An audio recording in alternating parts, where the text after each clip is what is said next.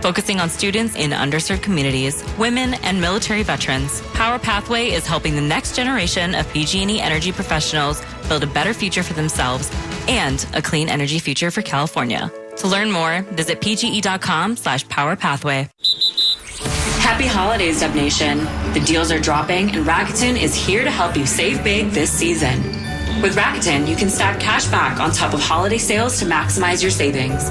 Whether you're shopping gifts for everyone on your list at your favorite stores or scoring 10% cash back at the Warriors shop, make this holiday season the most rewarding one yet. Join for free at Rakuten.com or download the Rakuten app. That's RAKUTEN. This next one's for all you CarMax shoppers who just want to buy a car your way. Wanna check some cars out in person? Wanna look some more from your house? Okay. Wanna pretend you know about engines? Nah, I'll just chat with CarMax online instead. Wanna get pre-qualified from your couch? Woo! Wanna get that car ASAP? You wanna do it your way. Wanna drive? CarMax. Thanks for showing up, Dub Nation. Nothing beats catching your Warriors live, and nobody knows that better than you. So next time you want to hit up a game, Ticketmaster's got your back. As the official ticket marketplace of the Warriors and the NBA, even if you're headed to the game last minute, Ticketmaster gets you to the game so you can experience all the sights, sounds, and styles in person. Keep putting that jersey collection to use and get Warriors tickets today at Ticketmaster. Get tickets at Ticketmaster.com/Warriors. See you courtside again soon, Dub Nation. Hey, Warriors fans, Vontae Hill here, and you know what time it is. Catch me, Chris Bullen, and Festus Ezeli on Warriors pre- and post-game live, where it all goes down. Before tip-off, we're setting the stage with matchup breakdowns and player analysis. After the final buzzer, we're diving deep into the momentum, the magic, the interviews, and yeah, even those wild Stephen Curry heat checks. So whether at home or on the road, don't miss Warriors pre- and post-game live all season long, only on NBC Sports Bay Area. Being in your bag isn't just for players on the court. With DoorDash, all of Dub Nation has a bag too. Scrolling late night highlights? Have snacks on hand. Hosting a watch party? Get drinks, ice, and cups before tip-off. Low battery during tunnel walks? There's a charger delivered to where you are. DoorDash keeps your bag deep so you can keep up with the speed of the game. DoorDash, official partner of the Golden State Warriors. Curry, pump fake, fly by, three ball, got it with the buzzer sounding! You've been listening to Golden State Warriors basketball on the Warriors Radio Network. Presented by United Airlines. For tickets, visit Warriors.com or call 888-GSW-HOOP. You wish you were here. This Odyssey Sports broadcast was presented by ZipRecruiter. Looking to hire? ZipRecruiter finds the best candidate for your job fast. Try it for free at ZipRecruiter.com/free.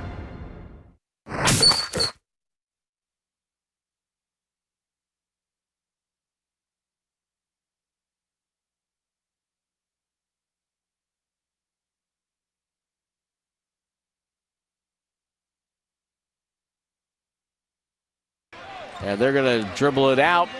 Warriors get a much-needed win. Michael Porter Jr. takes a shot at the buzzer, missed it, and the ball game's over. Draymond Green gets a hug. Congratulates the young rookie, Yegor Dioman, for a nice night. Juwan Howard comes up with some hugs, and not many handshakes and hugs between these two teams. Just a couple of guys coming out for Brooklyn. And a nice send-off for Chris DeMarco. Very nice send-off for Chris DeMarco. We'll get to that in a little bit here on Warriors Wrap-Up. But welcome in. Mark Randy with you on 95.7 The Game as the Dubs knock off the Nets. Final score, 120-107.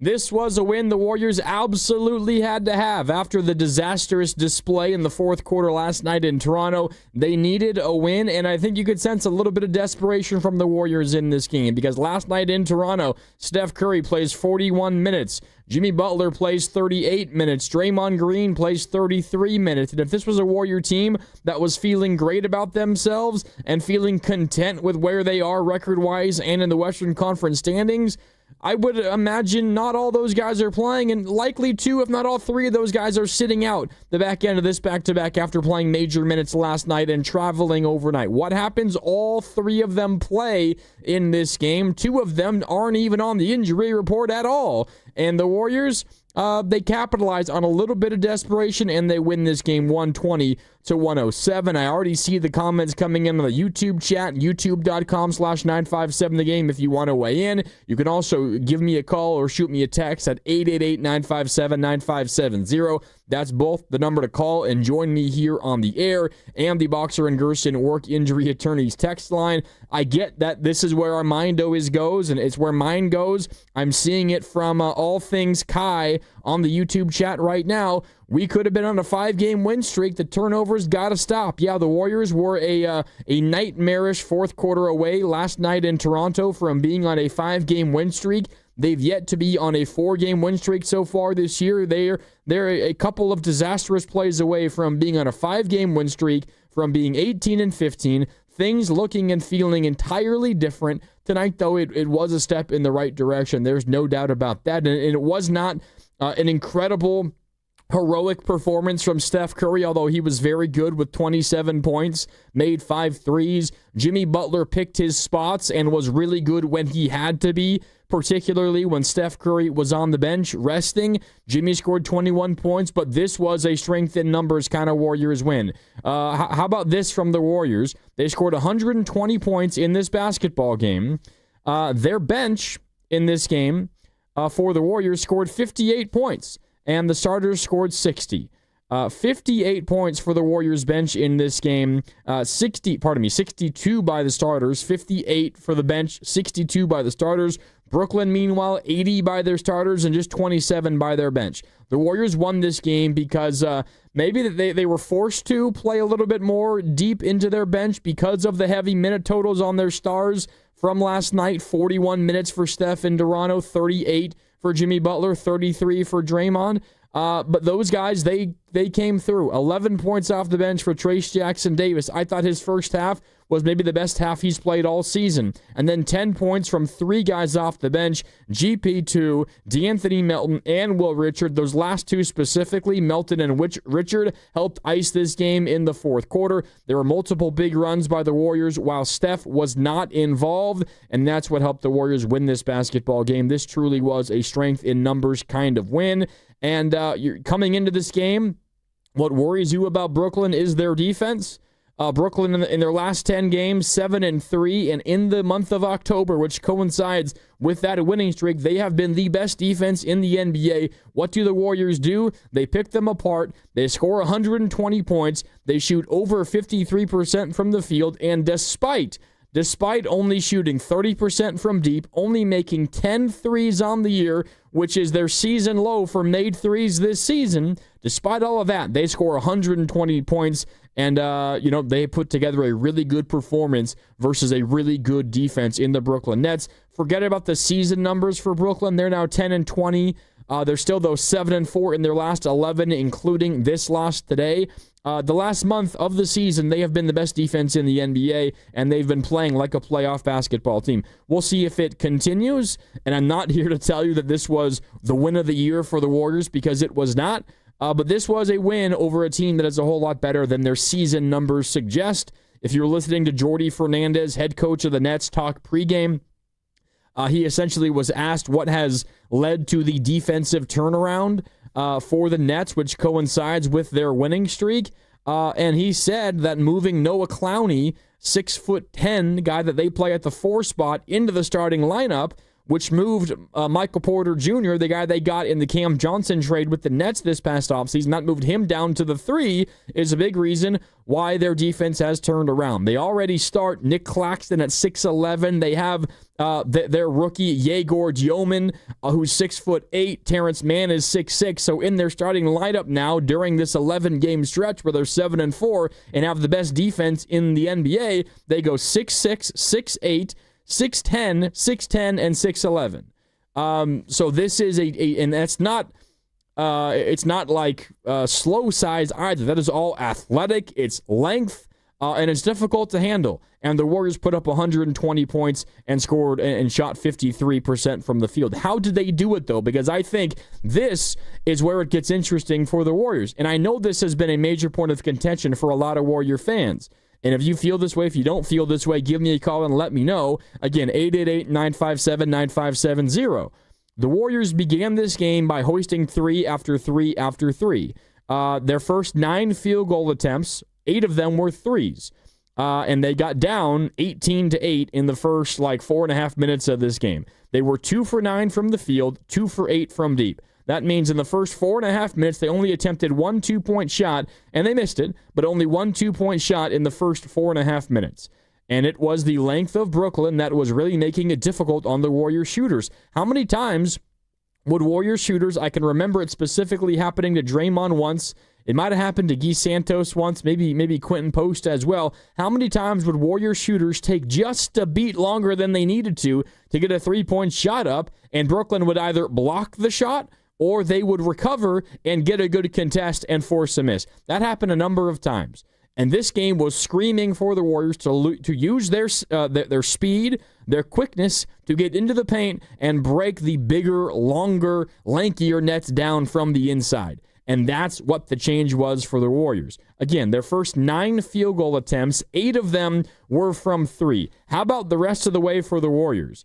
The Warriors made a gigantic shift, and it happened right after that. Those first 9 field goal attempts in this one. The rest of the first half, the Warriors had a 32-16 points in the paint edge. After they were 2 for 8 from deep and 0 for 1 from 2 in the first 4.5 minutes of the game, the rest of the first half, they only attempted 8 3-pointers the rest of the game. That's nearly 20 minutes of basketball, just 8 3-pointers attempted after they attempted 8 3-pointers in the first 4+ minutes of basketball. They then ended the first half going 16 for their final 25 from 2, and that continued into the second half.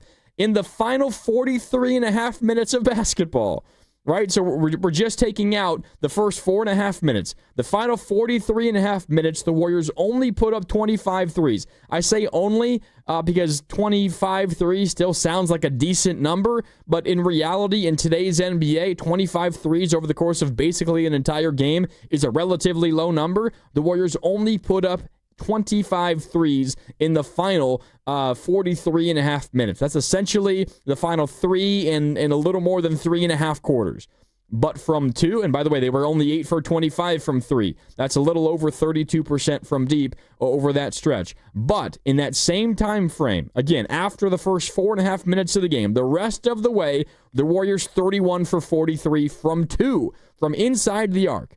41 from 32 from inside the arc. They shoot 72% from inside the arc. From 2, they go 31 for 43, 72% from deep. This, to me, felt like just an absolute perfect decision made by Steve Kerr and the Warriors coaching staff to actually just change the game plan. The Warriors put up more threes than anybody else per game in the NBA. They also make more than anybody else in the NBA, not percentage-wise, but just number of makes per game. They're number 1 in makes per game and attempts per game. They completely shifted that around. Oftentimes, we see Warriors attempts into the mid to high 40s from deep. They only put up 33 in this game, and after they kind of felt out the nets for the beginning of the basketball game, it was an even more drastic shift. As a result, the Warriors get into the paint at will. They go 31 for 43 from 2. The rest of the game, they shoot 72% on 2s during that stretch, and they outscore the Nets. The bigger Nets, the lankier Nets, the longer, more athletic, younger Nets, they beat them in the paint 56-30. And that, for me, I think, suggests that the Warriors do have an ability to, when the situation calls for it, to kind of change their game plan, to change what they're going to do. Because if you listen to Steve Kerr and you ask Steve Kerr about it, and he'll be on these airwaves tomorrow at 5 o'clock on 95.7 The Game, he will say he thinks they're a really good three-point shooting team. Now, you can disagree if you want. They have some good three-point shooters. I don't know if as a team they're a really good three-point shooting team. but they have decided that their best opportunity to win basketball games and to put up a good amount of points is to shoot a lot of threes. That's what they've decided. Tonight, though, they went away from that and they said, you know what? I think with our quickness, our ability to drive, to get to the rim, to have Trace Jackson Davis or whoever it was, Gary Payton II, cut from the dunker spot after a trap of Steph Curry at half court who dumped it off to Jimmy Butler or Draymond or whoever it was. That's the avenue to get easy buckets, and that's what happened for the Warriors. They go 10 for 33 from 3, 31 for 44 from 2, and they ride that to 120 points. I would imagine the Warriors, when they make like 10 threes a game or around there, they average probably closer to 105 points per game. They scored 120, and they did it against the best defense in the NFL in the NBA in the month of December. So a really quality performance for the Warriors down the stretch of this basketball game. All right. And I'm seeing it coming in on the Boxer and Gerson Work Injury Attorneys text line as well at 888-957-9570. The 408 the 408 just chimed in. I'll get to that in a second. The 530, though, says balanced attack is where they're at their best. Tonight was Warriors basketball. And it's easy to say it when it works. There are also times where, you see Jimmy Butler only get 9 shots up, and you say, Jimmy, you got to be more aggressive. You need more from Jimmy. Now, tonight, I think the 9 field goal attempts is a little misleading. I guess he got to the line 12 times, and that's a big part of his game. And the Warriors, as a team, got to the line 34 times to Brooklyn's just 23. The Warriors made 28 to the Nets 17, so that's plus 11 from the free throw line in a game in which you win by 13. You could point to that as the difference in this basketball game. That, though, is correlated, of course, with getting to the paint, and I see that come in as well on the YouTube chat, youtube.com/957thegame from No writes, attacking the paint draws whistles, like it or not.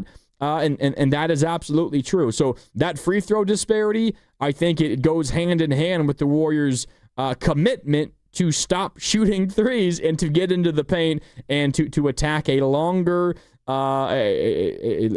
Nets defense, which you would think logic suggests against a longer team, if you are the shorter team, it's going to be harder for you to score at the rim.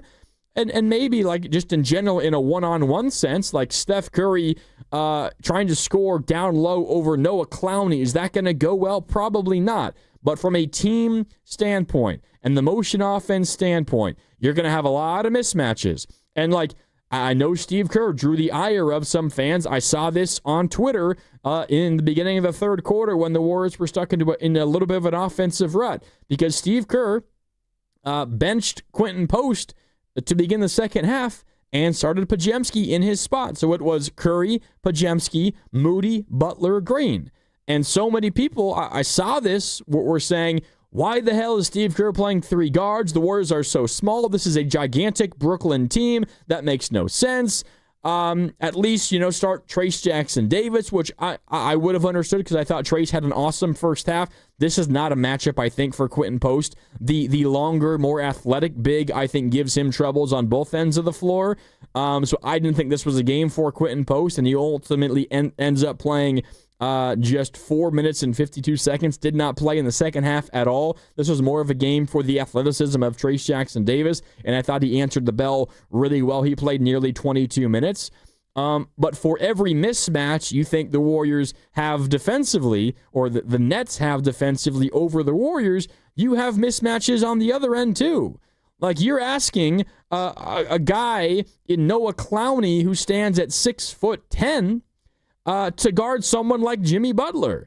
And is a 6'10" Noah Clowney going to be able to stay in front of Jimmy Butler? Like, the reason why Jimmy Butler got to the line 12 times is because he was able to drive past dudes throughout this basketball game. So for every mismatch you have on one end, there's mismatches on the other. And I really think a lot of what the Warriors did today was kind of centered around what gives them the best chance to get to the paint and give them an advantage in that sense. And that's what happened, and that's why the Warriors won this basketball game. They dominated the paint, they got to the free throw line, and they moved away from the three when the three wasn't working, whether it was because they were missing open shots or because the Nets are great at taking away the three-point shot. They realized it was not working, and they made an adjustment on the fly, which is what we've been asking of Steve Kerr and company for a really long time.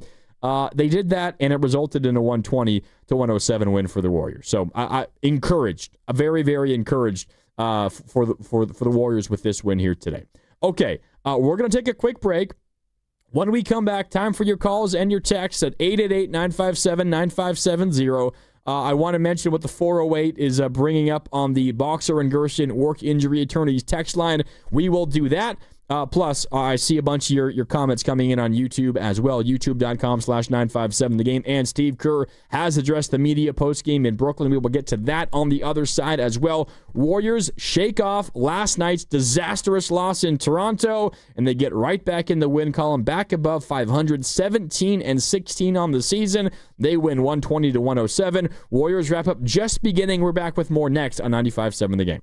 Nationwide is so much more than a great insurance company. They're one of America's largest financial services companies. Like how I'm more than just Peyton Manning. I'm also motivating Manning.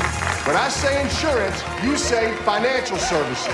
Insurance. Financial services. Insurance. Financial services. Now when I say Nationwide, you say is both. Nationwide. Is both. Nationwide. Is both. For your insurance and financial needs, Nationwide is on your side. Nationwide Investment Services Corporation, member FINRA, Columbus, Ohio. Hi, I'm Michael from the War and Treaty. You know the jingle. Now discover the facts about Ozempic, a GLP-1. Only Novo Nordisk makes FDA-approved Ozempic. Learn about the real thing. Talk to your healthcare professional today. Call 1-833-OZEMPIC or visit Ozempic.com to view the medication guide and to learn more about Ozempic. Semaglutide injection 0.5 milligram, 1 milligram, and 2 milligrams.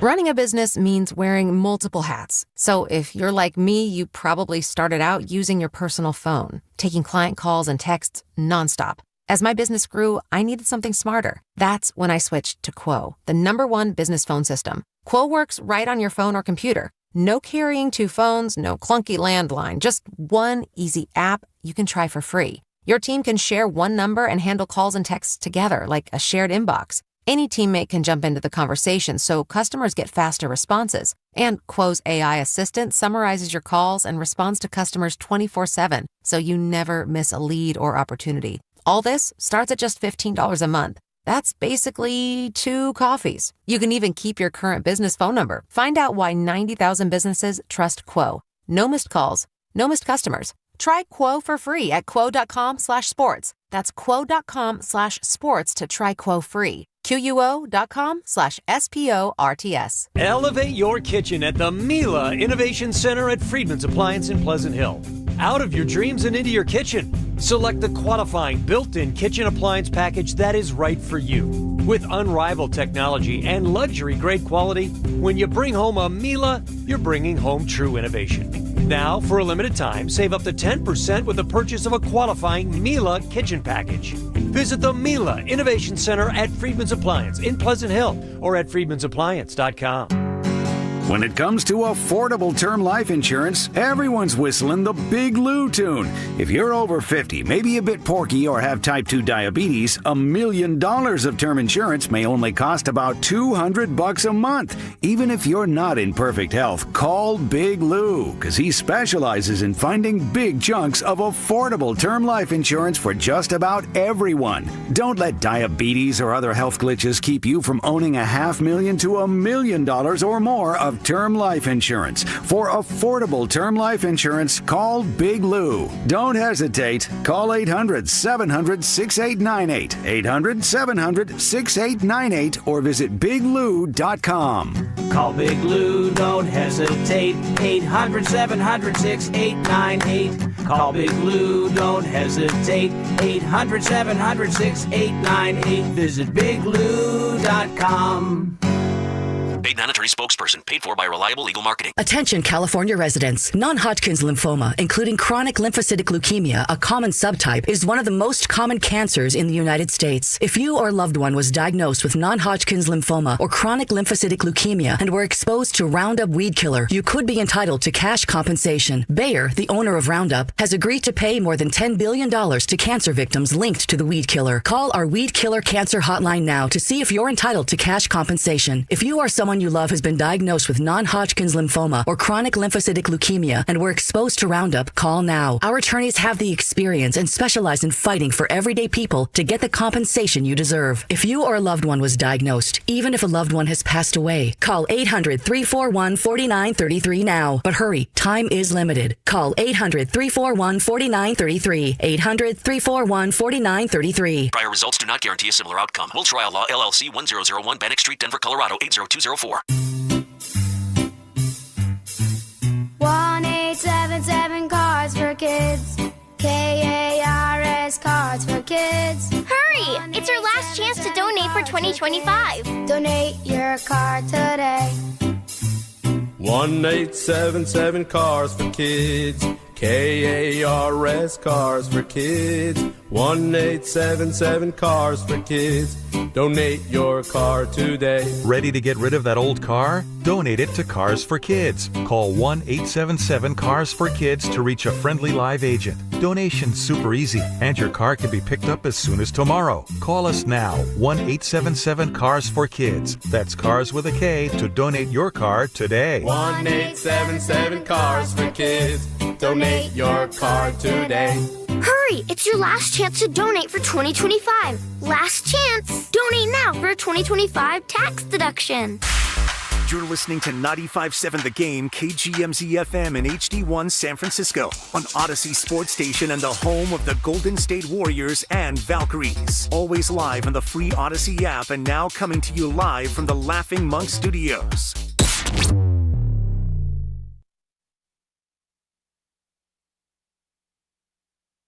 To go back to our keys to the game, you got to be a goldfish. Curry comes out, he's open. He has a look for three straight on. He's got it! He's now 21st all-time on the NBA scoring list. He has passed the great KG, Kevin Garnett, and he's given the Warriors a 6-point lead.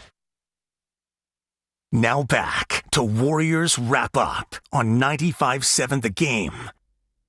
Yeah, how about that from Steph? It feels like he's making history almost every single night now. You heard the great Tim Roy call the action on a Steph bucket. It was his, I believe, his 25th point of the night where he passed Kevin Garnett. He scored a couple more before the game ended. So Steph Curry right now sitting at 26,075 career points. He is now 21st on the all-time scoring list in the NBA, passing Kevin Garnett. So congratulations to Steph Curry. I don't have the list right in front of me. I believe there's a couple more that you would expect him to pass in relatively short order. Steph is at that part of his career where you have nearly some kind of history almost every single night. So congratulations again to Steph Curry. 27 points for Steph tonight, 8 for 15 from the field, 5 for 12 from downtown, got to the line 7 times, made 6 of those 7, had 5 assists, only turned the ball over twice, and the Warriors will absolutely gladly take just 2 Steph turnovers. They'll take just 1 Draymond turnover, just 1 Jimmy Butler turnover, right? Just 1 Brandon Pajemski turnover, 1 D'Anthony Melton turnover. Your main ball handlers turn the ball over 2 times or fewer. You're going to win a lot of basketball games. That's what happened tonight. The Warriors only committed 14 turnovers. They kind of caught that turnover bug for a couple of moments here or there, and it just immediately flashes you back to what happened last night versus Toronto. But that was just a couple of moments. Other than that, the Warriors took very good care of this basketball tonight. Brooklyn turned it over one more time than the Warriors did, and the Warriors were not like run off the floor by points off of turnovers either. The Warriors won a lot of the hustle points in this game, specifically the points in the paint, the offensive rebounds, and that sort of thing. That's where the Warriors had an advantage in this basketball game. And they ride that to a win, 120-107 for the Warriors against the Brooklyn Nets. There was a couple of important stretches I want to get to. And then we're going to hear from Steve Kerr, and we got time for your calls if you want to weigh in. 888-957-9570, 120-107. The Warriors win. I wasn't doing the Warriors wrap-up show last night, and we had Niner football as well, so it was kind of a hectic evening after that Warriors game. But I felt like the game in Toronto was just screaming for Pat Spencer. Not necessarily because Pat is this otherworldly performer. I think he's been really good when he's been asked to play for the Warriors. But the Warriors' issues against Toronto were turnovers, taking care of the basketball, dribbling the ball against the pressure and the traps of Toronto's defense. And there were countless times where the Warriors are asking a player like a Will Richard or a GP2 or someone of that ilk to bring the ball up the floor against pressure. And it's nothing against those guys. That's just not their skill set. And for Will Richard, maybe it will be in the future, but it's not his skill set right now. You're having GP2 try a crazy behind-the-back dribble, right? When there's only a couple of seconds, or when he's being pressured and there's only a couple of seconds before an 8-second violation. And if that's what your game plan is, you're going to get hurt over and over and over again. And that happened for the Warriors at the tail end of the third quarter, when their 12-point lead turned into a 4-point lead, an 8-0 run by Toronto in the final minute of the third, and then it happened again at the very end of regulation with all those turnovers. And if Steph Curry maybe, and this is fair enough, Steph Curry is exhausted. He played 41 minutes last night. He can't take the ball up against pressure every single time. Like, okay, that's fair. I hear you.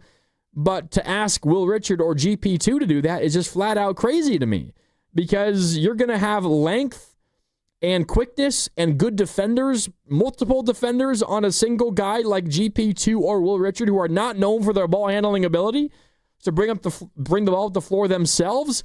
That's not going to happen right now. And I see a comment coming in on YouTube saying, am I seriously putting this on Will Richard right now? No, of course I'm not. I'm saying it's absolutely ridiculous for Steve Kerr and the Warriors to say, hey, Will, take the ball up yourself against two dudes. Like, that's not going to work.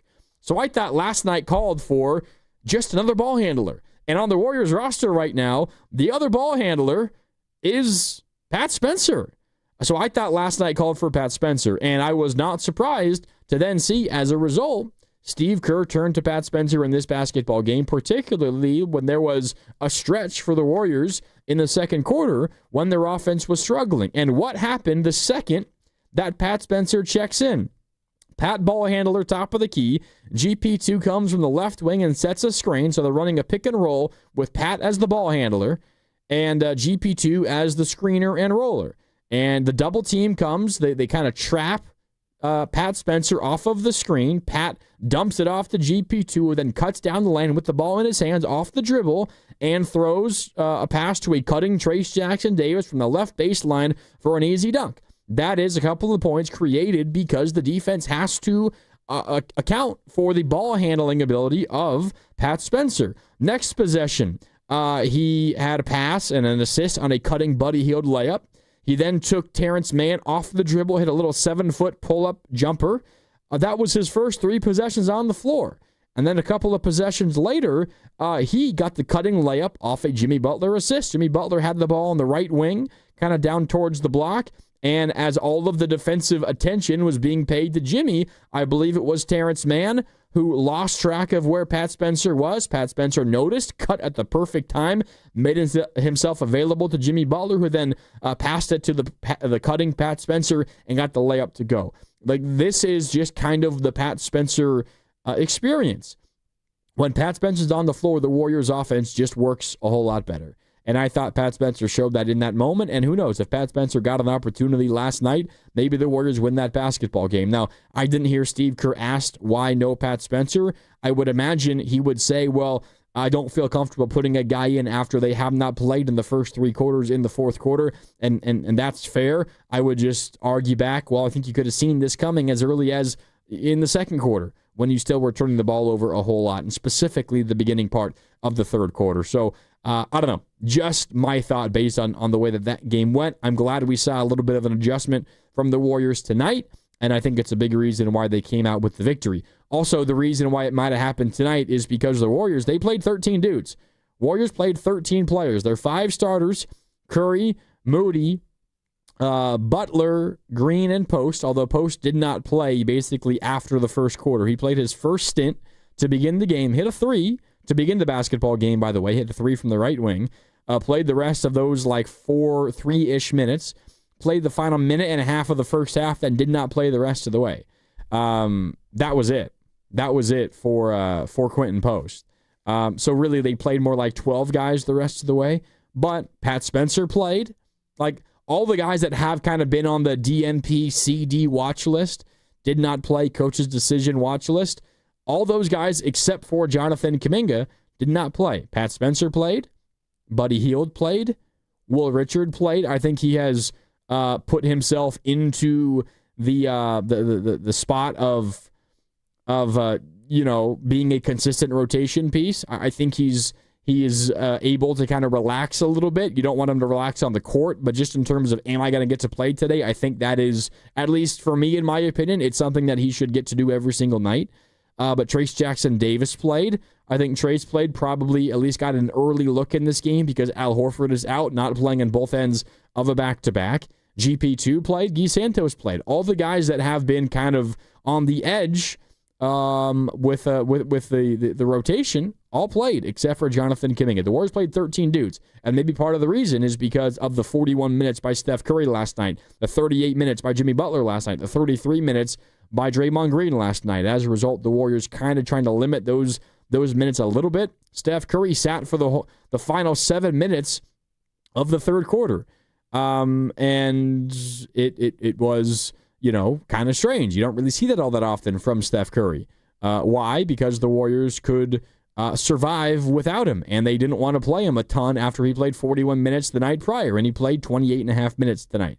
So that might be part of it, but I'm glad that Pat Spencer got an opportunity to play in this basketball game. There was also a couple of key moments in the fourth quarter, and this specifically happened when Steph Curry checked out. Steph checked out with a little more than 8 minutes to go in the fourth quarter. Warriors up 98-92.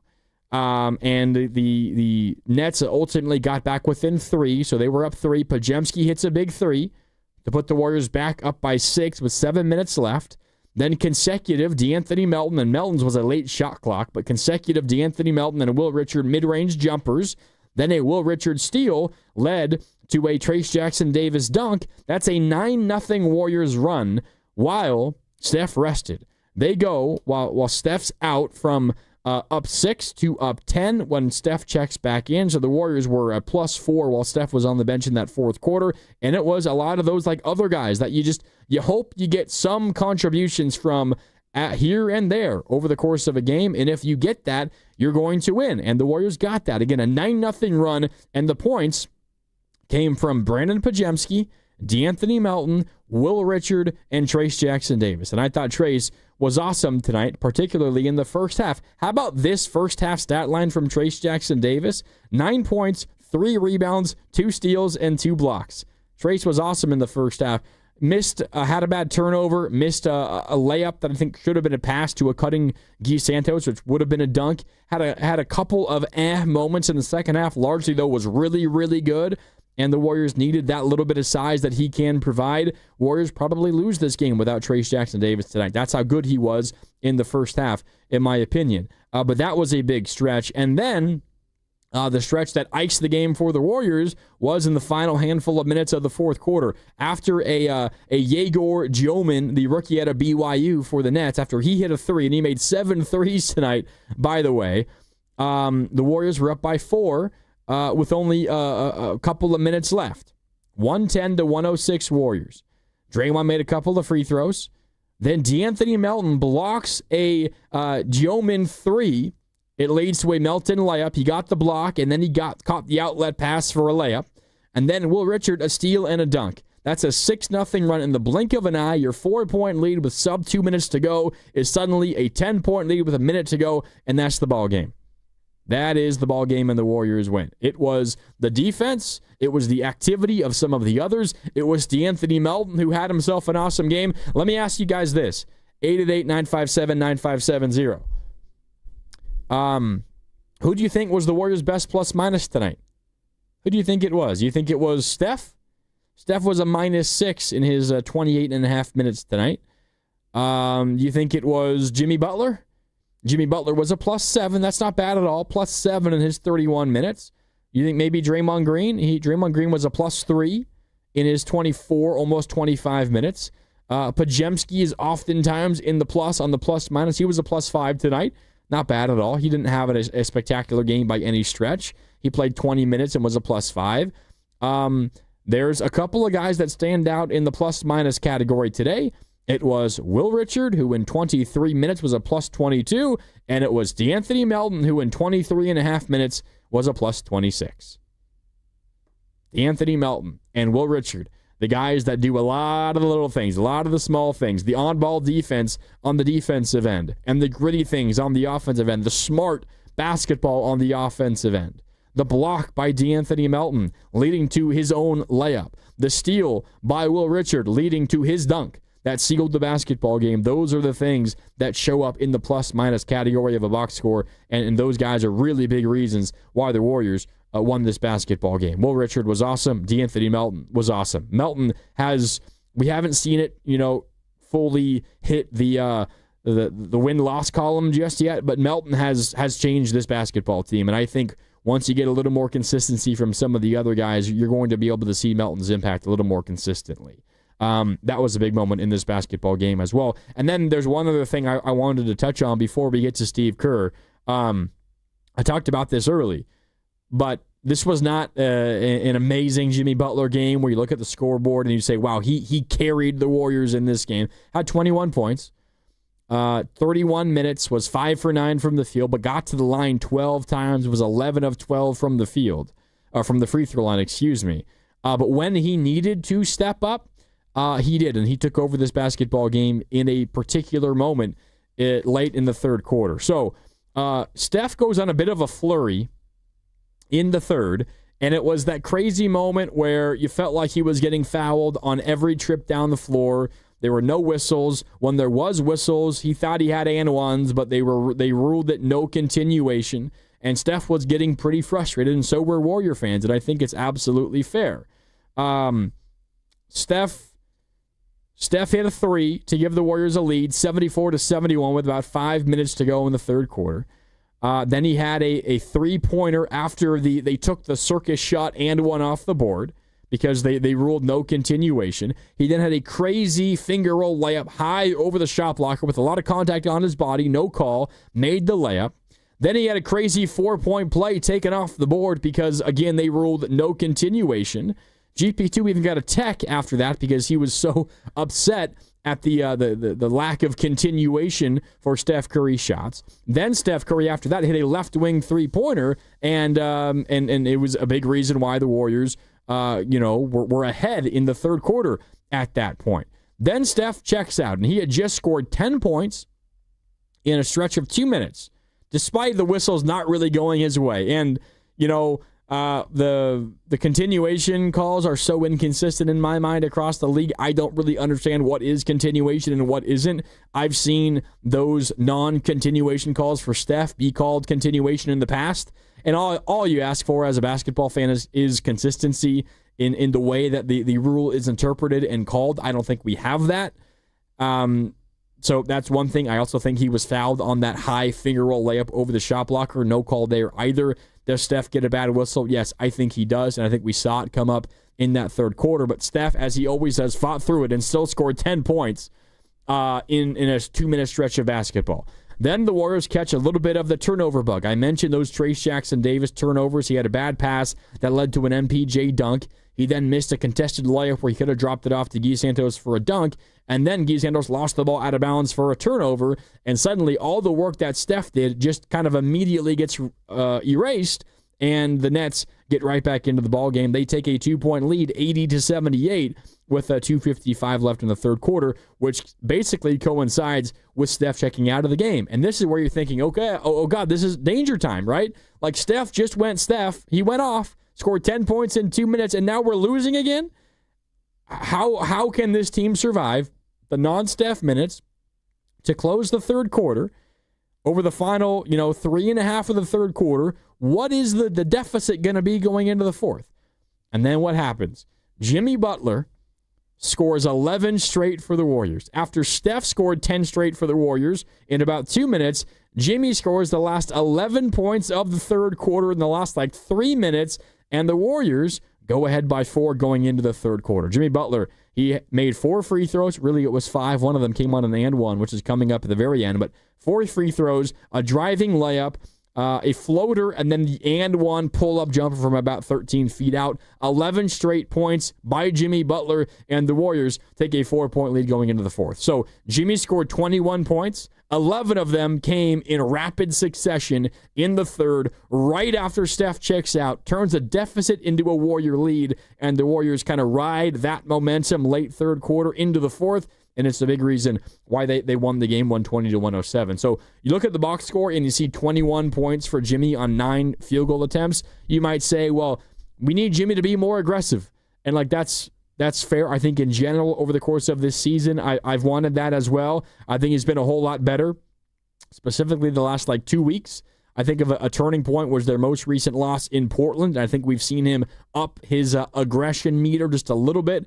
And I think he's been better in that regard. Tonight, though, does not qualify as one of those games where I wanted more from Jimmy. I thought Jimmy felt the game out really, really well. When he felt the game asked for him to score, he did just that. And he scored 21 points on crazy efficiency, 11 of them coming in the final few minutes of the third quarter, which turned a deficit into a Warrior lead. So good stuff from Jimmy Butler. And when you have the scoring punch from the others, right? When you get 11 off the bench from Trace Jackson Davis, 10 off the bench from 3 guys, GP2 and Anthony Melton and Will Richard, you don't necessarily need Jimmy to give you 30 because you're getting some of that scoring from the others as well. So I thought Jimmy had a really big stretch, and that end of the third quarter stretch was a gigantic moment for this Warrior basketball team and a big reason why they won this one. Okay, let's hear from Steve Kerr because he addressed the media post-game in Brooklyn as the Warriors won this game 120-107. Lot to ask Steve Kerr. I'm sure eager to hear what he had to say. Here he is, Warriors head coach Steve Kerr addressing the media postgame in Brooklyn. The second unit came in and sort of stabilized things at the end of that first quarter. What was that? Was it just fresher legs or just the back-to-back? Yeah, with the back-to-back, we knew we were going to play a lot of people, which we did. I think we had 12 guys play 10 minutes or more. And we were going to play a lot of zone, which we did early in the game. And they scored almost every time, so we abandoned that. But we were doing everything we could to try to protect our starters' legs after the overtime game last night. This is also the second game of 5-7 stretch. So, it was great. That group came in and really got the game right. And from there, it was really fun to watch everybody contribute. Steve, these MVP chants in opposing arenas, you've seen it so much, but does it ever get old? Never gets old coaching Steph Curry. I can tell you that. He's an amazing player, even better person, and team leader, and he captivates people all over the world for a reason. It's the beauty of his play and his movement and the fluidity of it all, but also just the person he is. I think I've never met a fan who didn't like Steph. Maybe in Cleveland during the finals, he got a couple bad remarks. And what about all these crazy shots that he's hitting after the whistle? They don't. Yeah, he had 4 of them tonight. Right. And they're all sort of questionable whether they're going to be counted or not. The first 3 did not. The last one did count, and those are tricky calls for the refs. But no, he's magical. I think you hold them to 6 of 19 shooting in the fourth quarter. Just what did you like about the way you guys closed tonight? Yeah, they got off to such a hot start and kind of picked apart our zone. They made a couple of late threes and the late shot clock threes early. And but once we switched to our man-to-man, we had pretty good attention on Cam Thomas and Porter Jr., even though both guys, had it going a little bit. I thought in the fourth quarter, our attention to Porter Jr. in particular was really good. How crucial was Jimmy's getting to the free throw line in terms of controlling pace tonight? Yeah, it was a big deal. I love when Jimmy's out there with with 4 reserve players. It's there's a different vibe. He just takes over the game. You know, sometimes when he's out there with Steph, he defers, which is understandable, but he's at his best when he is attacking, getting to the line like he did tonight. I think 23, 24 minutes for D'Anthony tonight. Finishes down the stretch. What are you seeing with him, and are you more comfortable now going above that 20-minute mark? Yeah, 24 is now the new limit, and I talked to him yesterday in Toronto. He said his body's feeling really good, so it's a good sign. And hopefully we'll get to a point this season where he's able to play back-to-backs, but for now we're being cautious. Hello, Coach. How you describe the Chase performance tonight? I'm sorry? Chase. Yeah. Trace was fantastic. Yeah, really did a great job. I didn't get him out there last night, and it didn't feel right because he's been playing so well. But the way Toronto was guarding Steph, we just felt like we needed to stay with our shooting bigs with Al and Quentin. So tonight was a great matchup for him. He did a hell of a job, helped turn the game in the second quarter. You guys started the second half small. Was it just, what did you see there in terms of going away from QP? Their athleticism. I just wanted to be a little more mobile and get the ball moving a little bit more. They had a wing guarding Quentin. Claxton was guarding Draymond anyway, so QP was basically playing the wing spot, and I just wanted to get a little more speed, a little more ball movement. Hey, Steve, if you could just take us through the goodbye to DeMarco there at the end. I saw you all gave him the game ball. What was sort of that like for you and the coaching staff? Yeah, we love Chris. We're going to miss him. He's been here 14 years, longer than I've been here.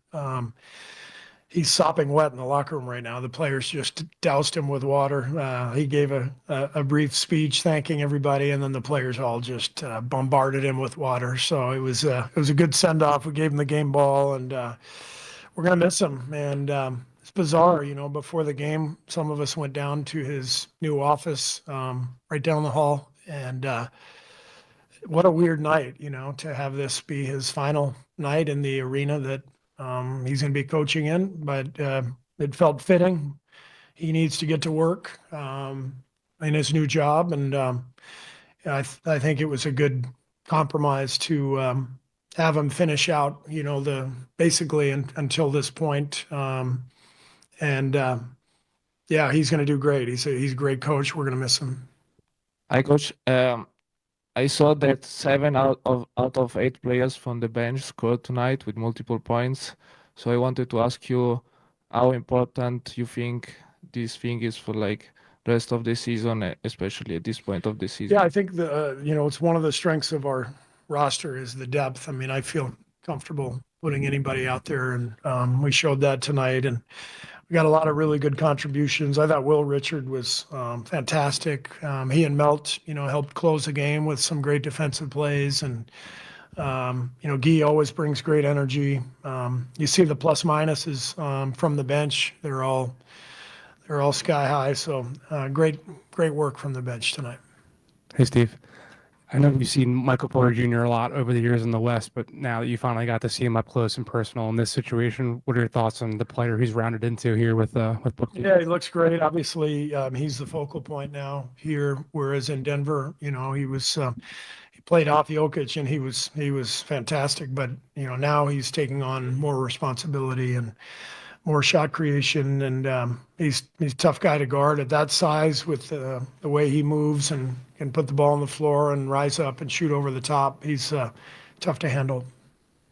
Is there a pathway for JK to get back in rotation?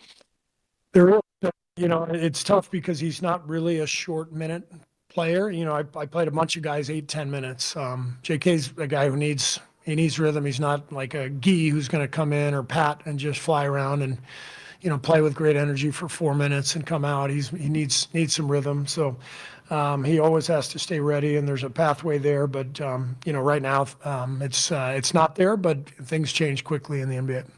All right, that's Steve Kerr post game in Brooklyn after the Warriors 120-107 win over the Nets. Interesting stuff there from Steve Kerr. First of all, right there at the end on Jonathan Kuminga, he essentially said flat out, not tonight.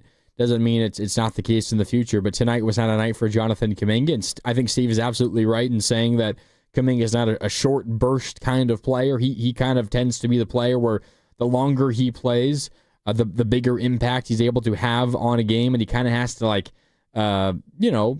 get comfortable in the game to have an impact. And in where the Warriors' current roster is right now, they just can't give him consistent minutes. Now, I know there's a lot of talk out there, and this is not the conversation that's going to dominate the rest of Warriors wrap-up tonight. There's a lot of people out there who think maybe the Warriors aren't playing him because they don't want him to get hurt before the trade deadline. And maybe that's possible. I don't know. The way that I'm watching this basketball team right now, I know it hasn't been, all sunshine and rainbows of late, although they have won 4 of their last 5 games. Watching a lot of these games, I haven't thought in many of them, this was a game that could have used a lot of Kuminga. I felt that in the past this year. That home loss to Portland, there was a stretch. That home loss to Portland, it was in late November 21st. I felt like they could have used Kuminga. In that game, they had the loss. In Portland, they had the consecutive losses. Home to Minnesota, and then in Portland mid-December a few weeks ago.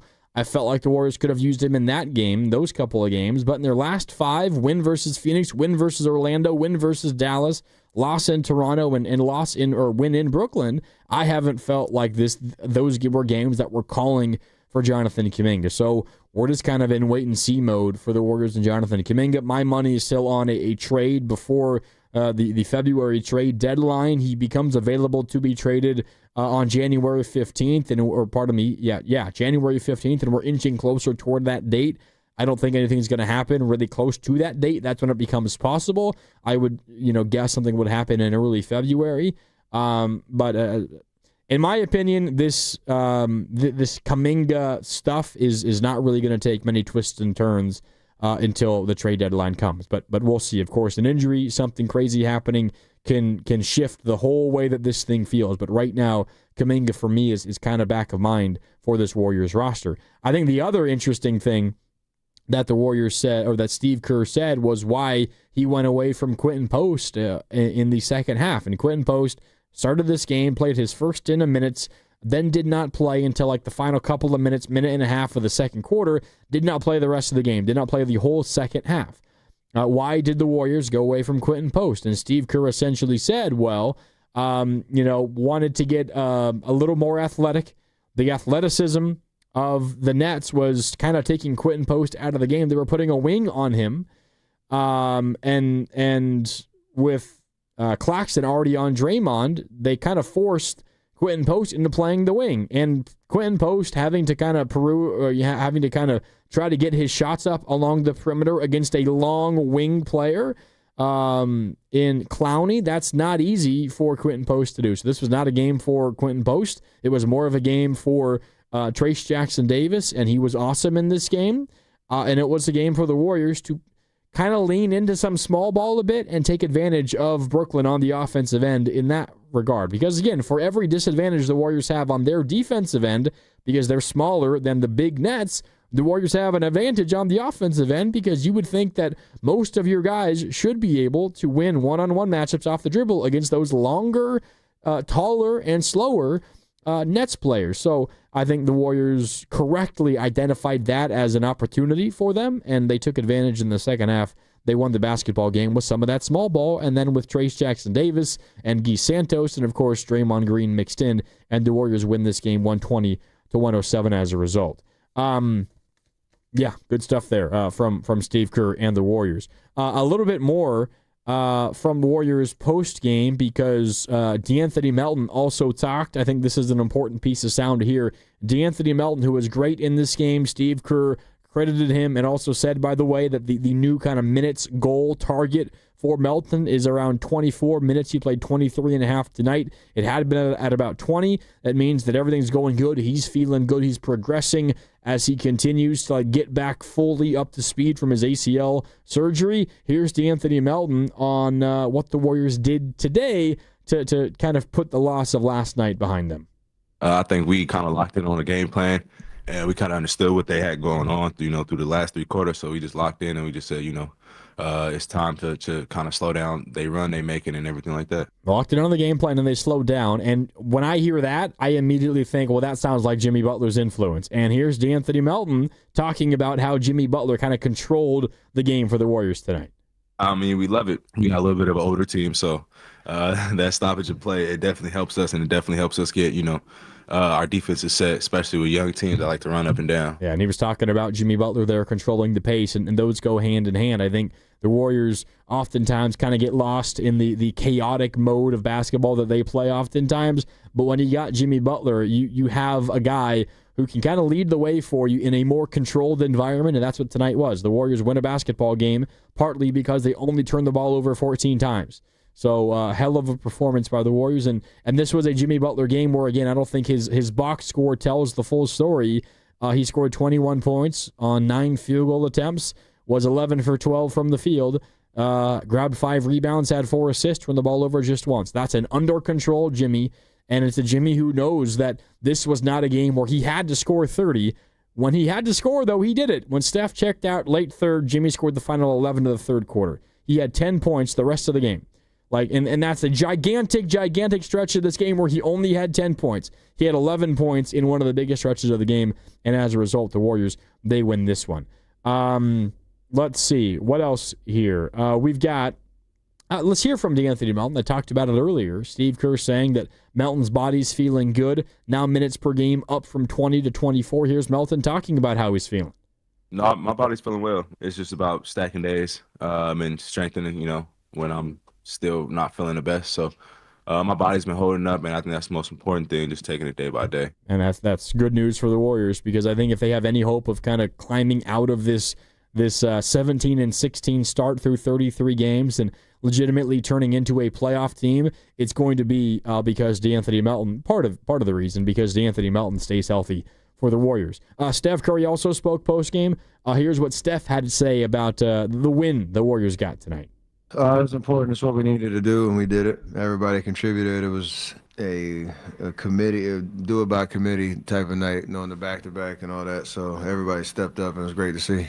Yeah, 13 different Warriors played. The starting 5, Steph Curry, Moses Moody, Jimmy Butler, Draymond Green, Quentin Post. And then you had 8 different players off the bench. Guy Santos, Gary Payton II, Brandon Pajemski, Trace Jackson Davis, D'Anthony Melton, Will Richard, Buddy Hield, and Pat Spencer. Those 8 all played. 7 of those 8 scored. 4 of those 7 that scored were in double figures. Trace Jackson Davis, 11 to go with 6 boards. And then also you had 10 points each from D'Anthony Melton, Will Richard, and GP2. The Warriors' depth was on display, and that's what Steve Kerr and Steph Curry were talking about. That's what they needed when Steph played 41 minutes last night. Jimmy played 38, and Draymond played 33. You needed that kind of strength and numbers kind of win for the Warriors. A couple of other things to touch on before we get on out of here tonight.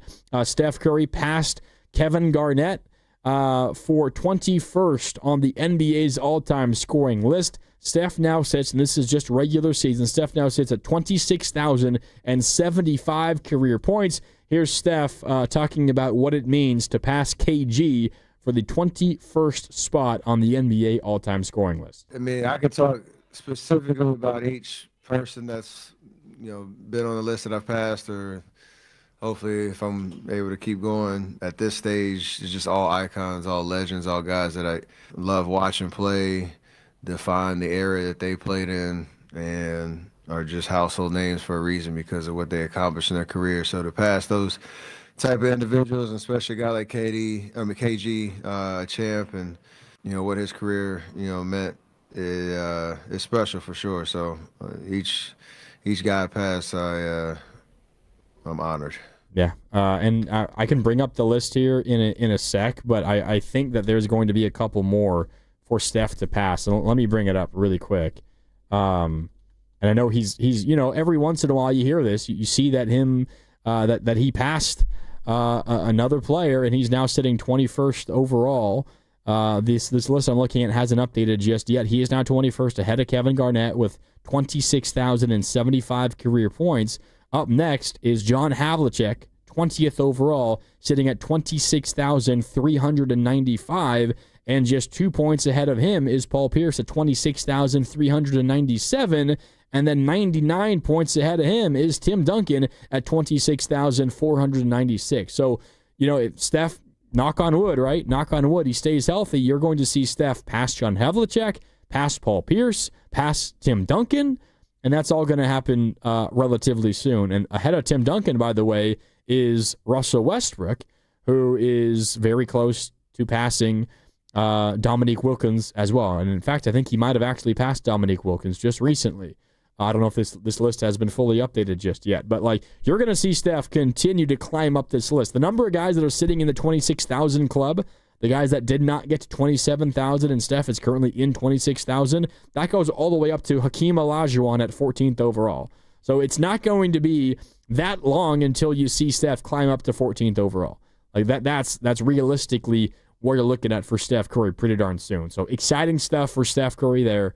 Amazing that he's the 21st most prolific scorer in terms of pure number of points in NBA history, and we're going to see him pass a few more guys coming up in the coming weeks. One more thing from Steph Curry. You heard Steve Kerr touch on this, but Chris DeMarco, he has coached his last game as a Warriors assistant, and this is a strange one because Chris DeMarco, strange in a good way, it's a credit to Chris DeMarco.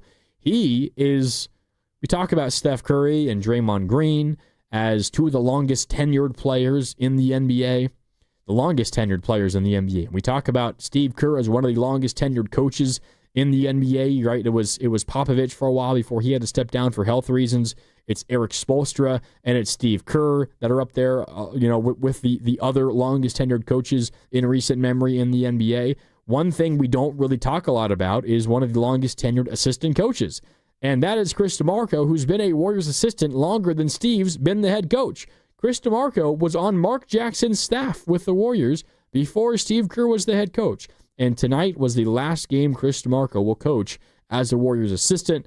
I guess not necessarily the last time he'll ever do that. Who knows what the future holds. But he is not going to coach for the Warriors in Charlotte on New Year's Eve, because he is leaving the Warriors to take a head coaching job in the WNBA for the New York Liberty. There are some Bay Area connections to the Liberty. Sabrina Ionescu, their star player, is an East Bay kid, went to Miramonte High School in the East Bay, and is one of the league's brightest stars in the WNBA, and is a close friend of Steph Curry. Steph was wearing Sabrina's Nike shoes for the game tonight. He's worn them in the past as well at Chase Center. Sabrina's been at those games.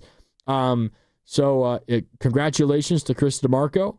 The Warriors are going to have to kind of adjust on the fly without one of their most trusted coaches, their longest tenured coach, assistant, or head coach. And that's we'll see how it develops the rest of the season. But this is Steph Curry talking about Chris DeMarco, who has coached again his last game as a Warriors assistant.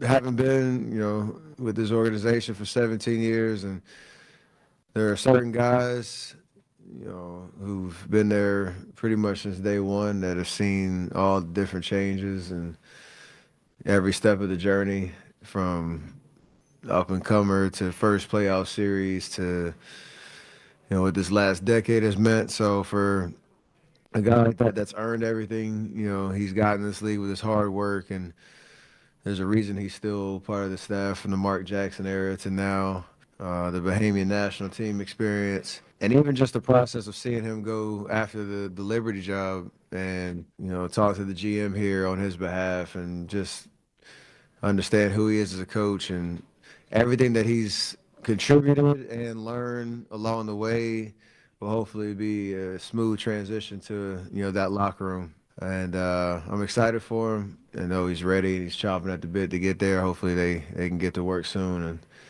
and see him do his thing. It will be interesting. You don't often hear of an assistant coach departing midseason. That's what the Warriors are looking at now without Chris DeMarco, who, again, is the longest tenured coach on the Warriors staff. He's been here since Mark Jackson was here.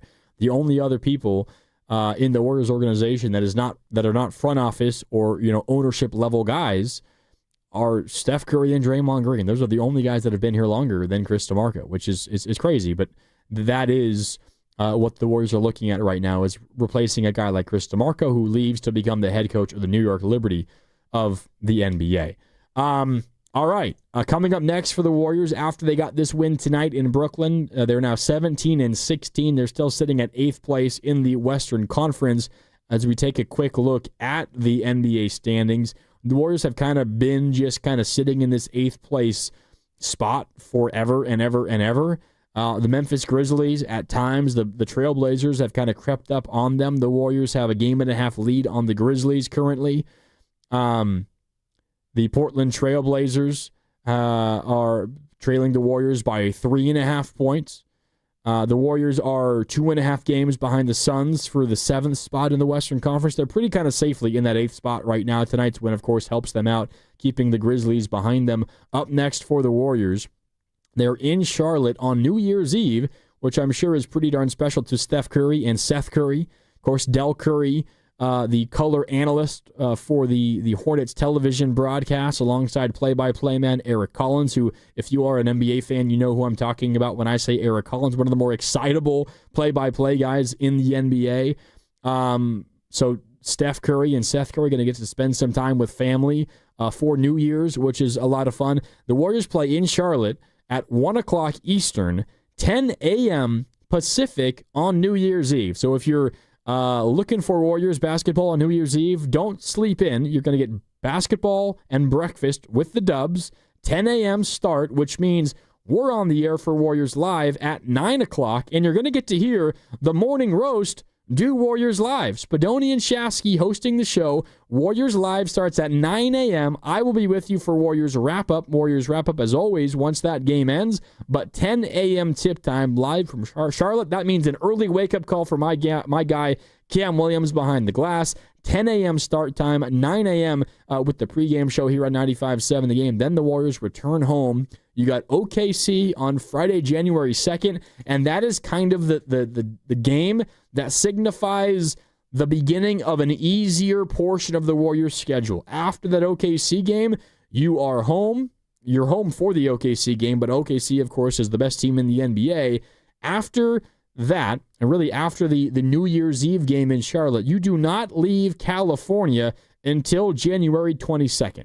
The Warriors, after Charlotte, have Oklahoma City at home, Utah at home. They're in LA versus the Clippers, then a 1, 2, 3, 4, 5, 6, 7, 8 game homestand versus Milwaukee, Sacramento, Atlanta, Portland, the Knicks, Charlotte again, Miami, and Toronto. There's a lot of winnable games there, and those are all at home. So that you're kind of right at the point where the Warriors' schedule turns, and we'll see if they can take advantage and kind of move up the standings a bit, get some wins, get 5, 6 games above 500, and use that to kind of begin their push towards the postseason.